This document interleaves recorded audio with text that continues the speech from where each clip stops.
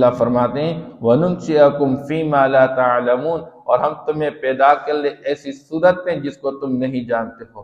اس لیے جب انسان مر جائے گا تو موت کے بعد جب دوبارہ اٹھایا جائے گا، دو قسم کی چہرے ہوں گی۔ ایک چہرہ وہ ہوگا کہ وہ سفید اور وہ تر و تازہ، وہ خوش و خرم رہے گا دنیا میں ایمان لانے کی وجہ سے، نیک اعمال میں بڑھ چڑھ کر حصہ لینے کی وجہ سے۔ اور دوسرے قسم کا چہرہ وہ کالا سیاہ ہوگا جس پر ذلت چڑھتی ہوگی اور وہ ہر قسم کے دکھ درد اور کرب میں مبتلا ہوگا۔ اسی اللہ جل شانہ فرماتے ہیں وَلَقَدْ عَلِمْتُمُ النَّشْأَةَ الْأُولَى فَلَوْلَا تَذَكَّرُونَ۔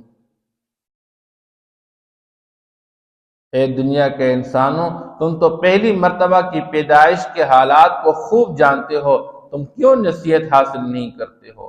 قُتِلَ الْإِنسَانُ مَا أَكْفَرَهُ،